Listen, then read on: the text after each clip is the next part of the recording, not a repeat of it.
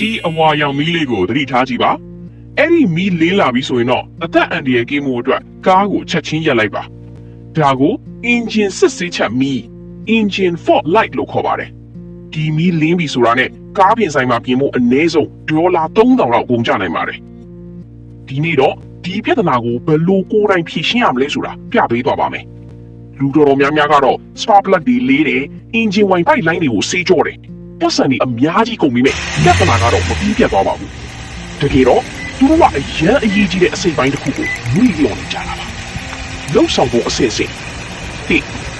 cam shaft solenoid ကိုရှာပါဒီအစိတ်ပိုင်းလေးကိုကြည့်ပါဒါကို cam shaft solenoid လို့ခေါ်ပါတယ်နှစ်ဖြုတ်ထုတ်ပါ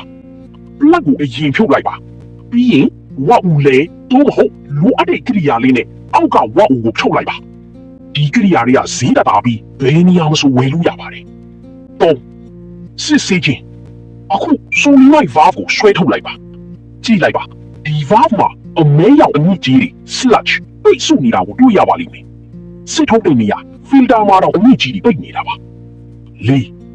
တန်ရှင်းရေးလုပ်ခြင်းတ िश ူးစားတော့မဟုတ်အဝတ်စားတစ်ခုပေါ်တင်ပြီးကားအပေါ်ပစ္စည်းဆိုင်ရာဝယ်လို့ရတဲ့ဆေးရည် cleaning fluid နဲ့ကန်ရှင်းပြီးအညစ်အကြေးတွေကအရန်ပြီးရင်းနေတာကိုမြင်တွေ့ရပါလိမ့်မယ်ငါပြန်တက်ဆင်ခြင်းအညစ်အကြေးတွေက filter ကိုပိတ်ဆို့နေတဲ့အတွက် engine wine season ကိုမမှန်တော့ဘဲနဲ့ engine စစ်ဆေးခြင်းလင်းလာတာပါအခုဆိုရင်တန့်ရှင်းသွားပါပြီအရင်အတိုင်းပြန်တက်ဆင်ပြီးလက်ကိုပြန်တက်ပြီးလိုက်ပါရလက်ကိုစစ်ဆေးခြင်း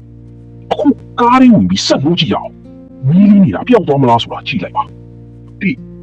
နှစ်တော့ဆက်လို့လိုက်ပါကြည့်လိုက်ပါ engine ပျောက်သွားပါပြီ